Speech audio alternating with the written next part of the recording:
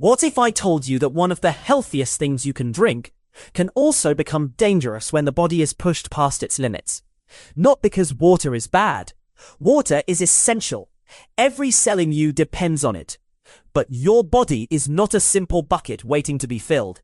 It is more like a tiny chemistry lab that is constantly trying to keep the right balance between water, salt, blood volume, and pressure. That balance is the whole mystery. Most of the time, drinking water is exactly what your body needs. You get thirsty, you drink, your kidneys adjust, and life continues quietly in the background. But as someone drinks a large amount of water faster than the body can remove it, the water does not just sit politely in the stomach. It enters the bloodstream, dilutes the fluid around cells, and can lower the concentration of sodium in the blood. Sodium sounds ordinary because we connect it with table salt. But inside the body, it is a major signal. It helps nerves fire. It helps muscles work. And, most important for this story, sodium helps control where water moves. Water follows concentration. If the fluid outside a cell becomes too diluted, water can shift into cells. That movement is called osmosis, and it is usually invisible. But when it happens too strongly, cells begin to swell. Now imagine that swelling in places where the body has room to stretch. It is still a problem. But imagine it inside the skull. The brain sits inside a hard protective case. That case is wonderful when it protects you from impact, but it doesn't give the brain much extra room. So if brain cells swell, pressure can rise. That is why severe water intoxication is not just a stomach problem. It can become a neurological emergency. The medical word that often sits in the center of this is hyponatremia, which means low sodium in the blood. Hyponatremia can happen for many reasons.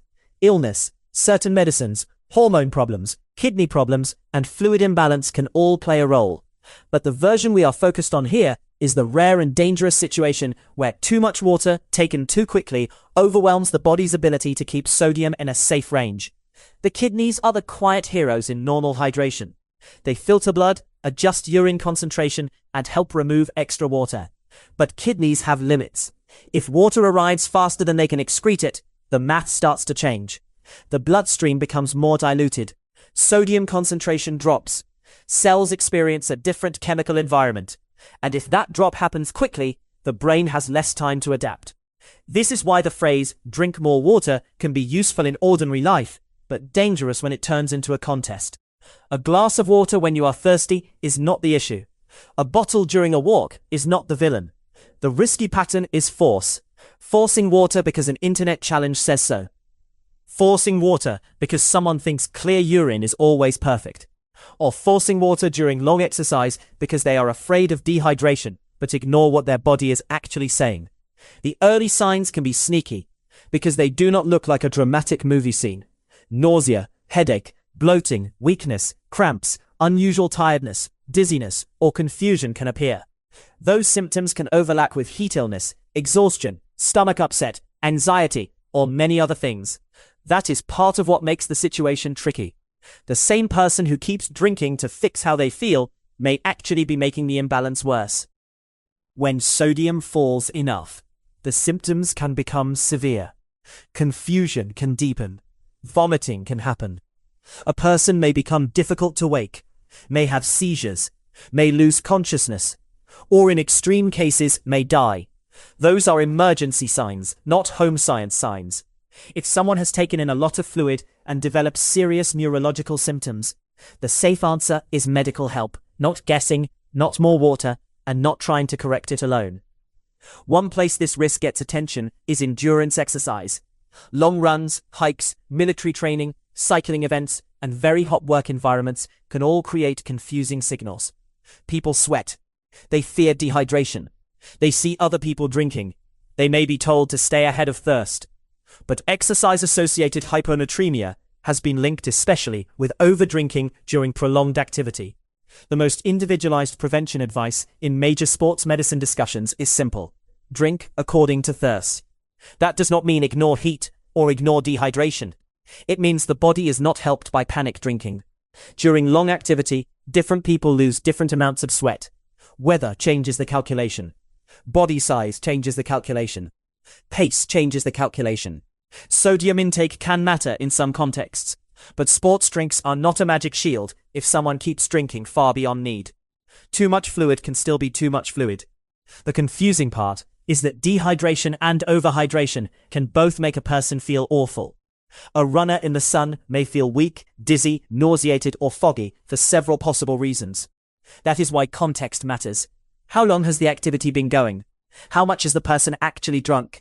Are they still urinating normally? Are they confused or acting unlike themselves?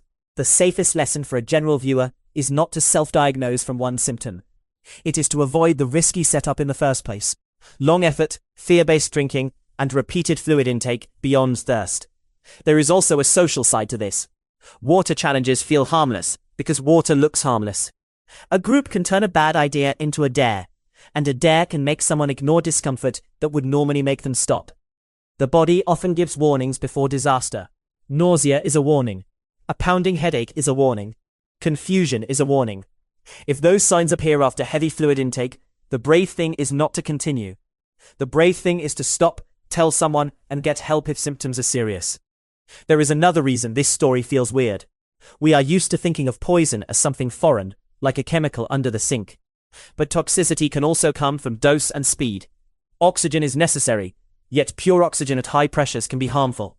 Vitamins are necessary, yet some can become dangerous in excess. Water belongs to that category of things that are life-sustaining at normal levels, and dangerous when the balance system is overwhelmed. Think of the body like a city with roads, drainage, and traffic lights. Water is not bad traffic. Sodium is not the villain.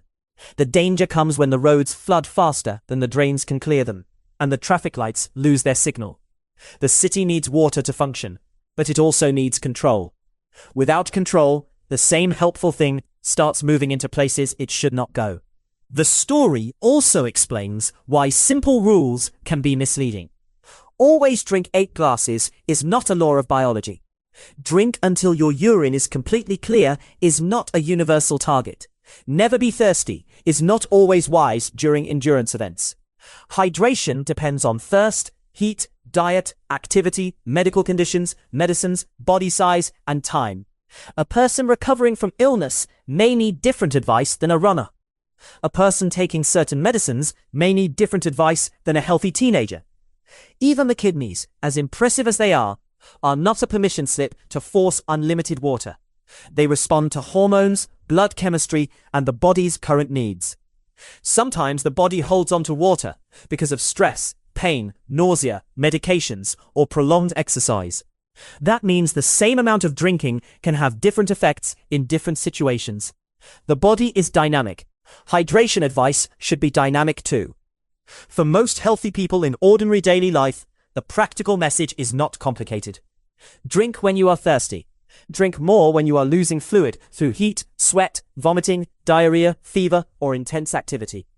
Eat normally unless a clinician has told you otherwise. Because food contributes electrolytes too. Do not turn water into a performance challenge.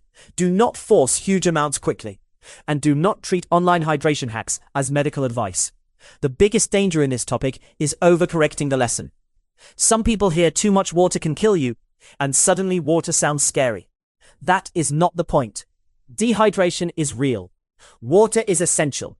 Your body uses it for temperature control, digestion, circulation, joints, cells, and waste removal. The better lesson is more precise. Health is not just about adding more.